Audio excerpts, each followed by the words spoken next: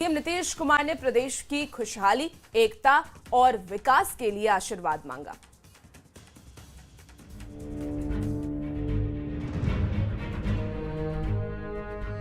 बिहार चुनाव के बाद अब सभी की नजर 14 नवंबर को आने वाले नतीजे पर टिकी है। नीतीश कुमार के नेतृत्व वाली मौजूदा एनडीए सरकार की सत्ता बरकरार रह सकती है, ऐसा ज्यादातर एग्जिट पोल्स के आंकड़े बता रहे हैं। ऐसे में जीत को लेकर बेहद आश्वस्त मुख्यमंत्री रिजल्ट से पहले अब भगवान के दर पर जाकर आशीर्वाद ले रहे हैं। सबसे पहले सीएम पटना के हनुमान मंदिर जाकर पूजा अर्चना की। मुख्यमंत्री पटना हाईकोर्ट के पास स्थित हजरत शाह जलाल शहीद की मजार पर जाकर चादरपोशी की और अमन चैन की कामना की। सीएम के माथे पर हरे रंग का साफा भी बंधा हुआ था। मुख्यमंत्री के साथ मंत्री विजय चौधरी और अशोक चौधरी भी मौजूद थे। ये तस्वीर बेहद खास हो जाती है, वो भी तब जब 14 नवंबर को चुनाव परिणाम आएगा, लेकिन उसके पहले तमाम एग्जिट पोल में एनडीए को जीतता हुआ दिखाया जा रहा है और नीतीश कुमार को फिर से मुख्यमंत्री के तौर पे दिखाया जा रहा है। तो जाहिर तौर पे एनडीए के लिए काफ़ी उत्साह वाली बात है और यही वजह है कि नीतीश कुमार भी लगातार इस फीडबैक के बाद पूजा अर्चना में दिखे। और इस वक्त जो हम आपको तस्वीर दिखा रहे हैं ये है पटना हाई कोर्ट का मजार, जहां पे इस वक्त आप नीतीश कुमार को देख सकते हैं। तो ये तस्वीर पटना हाई कोर्ट मजार। मुख्यमंत्री नीतीश कुमार पटना साहिब स्थित हरमंदिर साहब जाकर प्रार्थना भी की और दशमेश पिता से बिहार की तरक्की का आशीर्वाद मांगा। बता दें 14 नवंबर को बिहार विधानसभा के मतदान का रिजल्ट आने वाला है। इस बीच कई एग्जिट पोल्स में नीतीश के नेतृत्व में मौजूदा सरकार की दमदार वापसी का अनुमान लगाया गया है। ऐसे में मुख्यमंत्री भी भगवान के दर पर जाकर बिहार की तरक्की के लिए काम करते रहने का आशीर्वाद मांगा। न्यूज़ 18 के लिए पटना से आनंद अमृतराज की रिपोर्ट। बिहार चुनाव को लेकर एग्जिट पोल के अनुमान से एनडीए के नेता और समर्थक दोनों गदगद हैं। नेता जीत के दावे कर रहे हैं तो एनडीए समर्थक जश्न की तैयारी में जुट गए हैं। कहीं मिठाई बन रही है तो कहीं तरह तरह के पकवान बन रहे हैं। ये रिपोर्ट।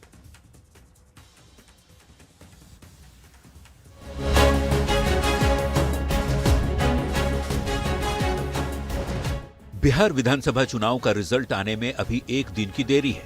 भले ही चुनाव के नतीजे 14 नवंबर को आएंगे, एनडीए खेमे में अभी से जीत के जश्न की तैयारी तेज हो गई है। एनडीए खेमे में एक्चुअल रिजल्ट के पहले ही शुरू हुए जश्न की वजह है बिहार विधानसभा चुनाव को लेकर किए गए तमाम सर्वे के आंकड़े।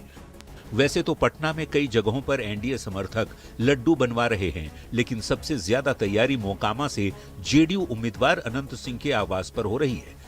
बिहार की जनता ने एनडीए को माइंडेड दिया है और दिया, अभी तो एग्जिट पोल ही आया है। एग्जिट पोल आया किसके बदौलत? बिहार की जनता के बदौलत। निश्चित तौर पे बिहार में फिर से एनडीए की सरकार बन रही है।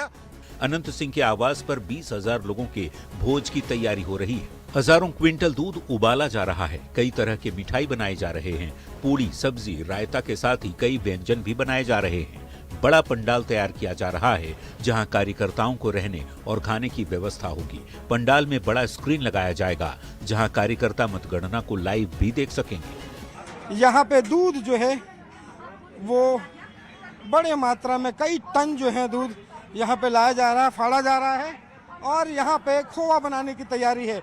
यहाँ से आप जरा देखिए, यहाँ से रसगुल्ले जो है वो बनाए जाएंगे और उसकी तैयारी जो है उसकी अभी से हो रही है। ये जरा देखिए कि वही एक टैंक जो है वो दूध आया है और पतीले में दूध जो आप देखेंगे वो लगातार किस कदर से है। अब बिहार विधानसभा का चुनाव कौन जीतता है, किस गठबंधन की सरकार बनती है, ये 14 नवंबर को ही पता चलेगा। फिलहाल एनडीए नेताओं और कार्यकर्ताओं का टेम्पो बेहद हाई है। न्यूज़ 18 के लिए पटना से आनंद अमृतराज और रवि एस नारायण के साथ ब्यूरो रिपोर्ट। और एग्जिट पोल के आंकड़ों के बाद एक तरफ एनडीए में जश्न का माहौल है तो दूसरी ओर आरजेडी नेता तेजस्वी यादव ने एग्जिट पोल को सिरे से खारिज कर दिया है। तेजस्वी ने दबाव में सर्वे दिखाने का आरोप लगाया और दावा यह भी किया कि महागठबंधन की सरकार बनने जा रही है। तेजस्वी के बयान पर अब सियासी बवाल भी शुरू हो गया है। ये रिपोर्ट आपको दिखाते हैं। प्रोपेगेंडा मोदी जी की एजेंसी द्वारा एक मानसिक तौर पे लोगों का दबाव बना रहे, इसलिए ये पूरा जो है सर्वे जो है कराया गया है। फाइनल फेज के मतदान के बाद आए एग्जिट पोल से एनडीए के नेता गदगद हैं। वो भी क्यों न, एक को छोड़ दें तो बाकी करीब करीब सभी एग्जिट पोल के आंकड़ों में एनडीए की सरकार बनती जो दिख रही है। लेकिन इन एग्जिट पोल्स के आंकड़ों से एक नेता बिल्कुल भी सहमत नहीं है, और वो हैं आरजेडी के नेता और महागठबंधन के सीएम फेस तेजस्वी यादव।